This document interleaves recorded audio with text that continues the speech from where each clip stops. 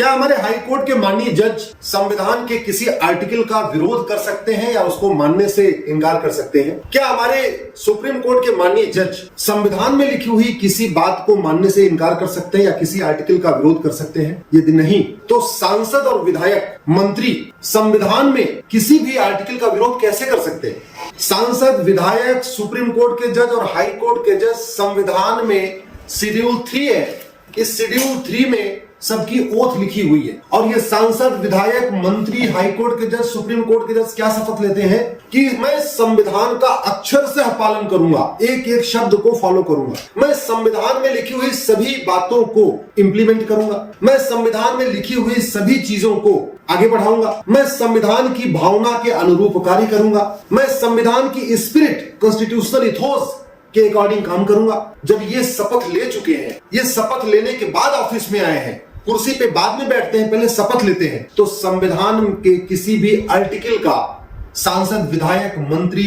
विरोध कैसे कर सकते हैं? और सांसद, विधायक, मंत्री नहीं, शेड्यूल 3 में तो जो लोग कैंडिडेट होते हैं, यानी अभी सांसद बने नहीं बल्कि सांसद के चुनाव लड़ने के लिए उन्होंने पर्चा भरा या राज्यसभा में जाने के लिए पर्चा भरा, वो भी यही शपथ लेते हैं कि मैं संविधान के अनुसार कार्य करूंगा। विधायक ही नहीं बल्कि जो विधानसभा में एंटर करने के लिए पर्चा भरते हैं, चुनाव लड़ने के लिए पर्चा भरते हैं या विधान परिषद में जाने के लिए पर्चा भरते हैं, वो भी यही शपथ लेते हैं कि मैं संविधान का अक्षर से पालन करूंगा, संविधान में लिखी हुई सभी बातों को आगे बढ़ाऊंगा, संविधान की भावना के अनुसार कार्य करूंगा। तो फिर संविधान की जो आत्मा है, आर्टिकल 44 समान नागरिक संहिता, जो कहता है देश के सभी नागरिकों को इक्वल सिविल राइट होना चाहिए, इक्वल ह्यूमन राइट होना चाहिए, इक्वल प्रॉपर्टी राइट होना चाहिए, उसका कुछ सांसद और विधायक विरोध क्यों कर रहे हैं? इंडियन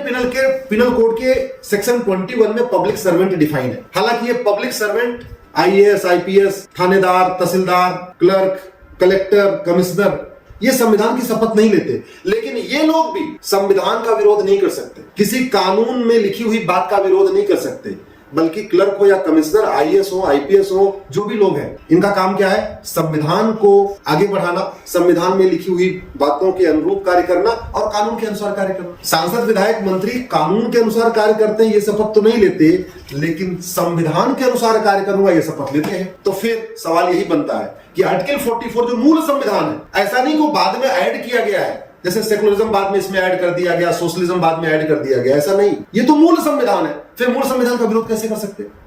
दूसरा सवाल, जब हमने ये कह दिया प्रियम्बल में social economic justice, social economic equality, fraternity, unity, liberty, integrity, ये 6 शब्द है ना, equality, justice, liberty, fraternity, unity और इंटीग्रिटी, 6 शब्द है। इन 6 शब्दों के अनुरूप व्यवहार करूंगा। तो ये हमारे आम नागरिक तो चलो संविधान की शपथ नहीं लेता, आईएएस, आईपीएस भी संविधान की शपथ नहीं लेते, लेकिन सांसद, विधायक, मंत्री और जज तो संविधान के शपथ लेते हैं, तो उनके ऊपर ये ज्यादा लागू होता है कि वो जो प्रियम्बल में equality, justice, liberty, fraternity, unity, integrity लिखा है उसके अनुसार कार्य करें। एक सवाल यहाँ पे और मैं उठाता हूँ और खास तौर पे माननीय सुप्रीम कोर्ट से पूछता हूँ। माननीय सुप्रीम कोर्ट से इसलिए पूछ रहा हूँ कि supreme court is the custodian of this constitution. अगर कहीं कोई कंफ्यूजन है तो संविधान की इंटरप्रिटेशन करना सुप्रीम कोर्ट की ड्यूटी है। और माननीय सुप्रीम कोर्ट के जज जगह जगह अपने लेक्चर में जाते भी हैं, कॉलेजेस में जाते हैं, सेमिनार्स में जाते हैं। आज मैं माननीय सुप्रीम कोर्ट के जजेस से पूछना चाहता हूं कि क्या कोई ऐसा कस्टम, ऐसी रीति, ऐसा रिलीजन जो कॉन्स्टिट्यूशन के प्रियम्बल के गोल्स को न मानता हो, जो इक्वालिटी को नहीं मानता, जस्टिस को नहीं मानता, फ्रेटर्निटी को नहीं मानता, यूनिटी को नहीं मानता, इंटीग्रिटी को नहीं मानता, जो जेंडर जस्टिस, जेंडर इक्वालिटी को नहीं मानता, जो भारत के कल्चर को नहीं मानता, सर्वधर्म समभाव को नहीं मानता, नारी तू नारायणी को नहीं मानता,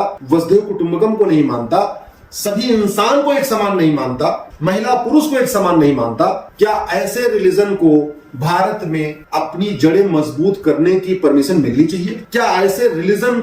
को प्रचार प्रसार की अनुमति मिलना चाहिए? आर्टिकल 25 कहता है ठीक, सब लोग अपना रिलीजन फॉलो करेंगे, लेकिन क्या ऐसा रिलीजन भी हम फॉलो करने की अनुमति दे सकते हैं जो कॉन्स्टिट्यूशन के प्रियम्बल को मानता ही नहीं है? वो सभी इंसान को एक समान नहीं मानता, जबकि हमारा कॉन्स्टिट्यूशन तो कहता है इक्वालिटी, जो नेचुरल जस्टिस को नहीं मानता, जो महिला पुरुष को एक समान नहीं मानता, क्या उसको भी अपनी रीतियों को मानने का अधिकार मिल सकता है क्या? एक सवाल और जो माननीय सुप्रीम कोर्ट के जजेस से भी मैं पूछ रहा हूं और आशा करता हूं कि वो जब भी किसी सेमिनार में जाएंगे या पब्लिक फोरम पे जाएंगे तो अपनी इस पे क्लैरिटी देंगे। ये संविधान रीतियों का अधिकार देता है या कुरीतियों को? ये संविधान प्रथा को फॉलो करने का राइट देता है या कुप्रथा को? ये भारत का संविधान धर्म पालन का अधिकार देता है या धर्मांतरण का? ये संविधान देश के सभी नागरिकों को एक समान मानने का अधिकार देता है या ऐसे रिलीजन को भी अपने प्रचार प्रसार का